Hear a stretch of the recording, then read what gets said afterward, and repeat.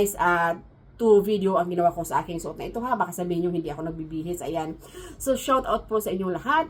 Para po sa mga nagtatanong, magkano daw ba ang sahod ng nanny or housekeeper bound to Romania as of 2025? So, shout out po sa inyong lahat. Maraming salamat sa mga nag-PPM. Marami pong salamat sa mga nagko-comment sa aking mga videos. So, ang sahod po ng nanny o ng isang housekeeper bound to Romania, may mga employer po tayong nag-o-offer ng 600 euro, may mga employer po tayong nag-o-offer ng 650 euro. So, depende po ito sa ating mga agencies. So, ang 600 euro po times 61 peso ay umaabot po ng 36,600.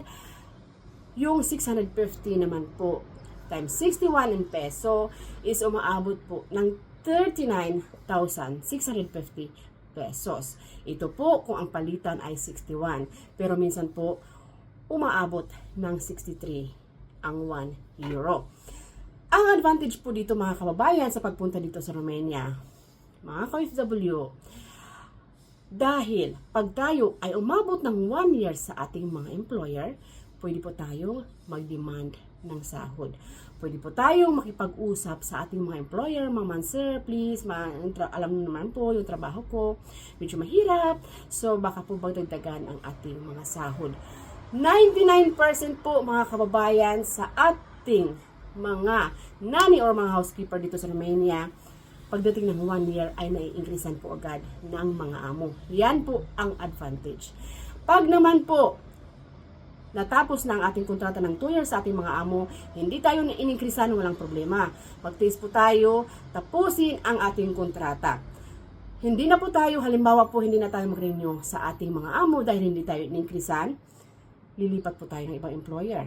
Paglipat po natin ng ibang employer, automatic po ang sahod ay mag-uumpisa 1,000 euro up para po sa ating mga nanny at mga housekeeper. So, inuulit ko po, pagdating po natin sa ating mga amo, in 1 year, makakapag-demand po tayo na increase ng ating mga sahod. Pag hindi po tayo in-increase ng ating mga amo, kasi depende po talaga yan sa amo, wala po problema, hayaan natin, tapusin natin ang ating kontrata. Pag natapos ng ating kontrata, paglipat natin sa ibang amo, automatic, ang sahod natin, makakapag-demand tayo ng 1,000 euro up. So, ayan ha, sa mga nagtatanong, ito po ang sahod sa Romania year 2025. Hindi po totoo, ang sahod is 1,2 para sa mga nanny at housekeeper na bago lamang dito sa Romania. Hindi po totoo yan. Ang sahod po na 1,200 euro up ay maaabil lamang ng isang kababayan natin na mga resident dito sa bansang Romania. Sana po makatulong. Ingat po lahat. Bye!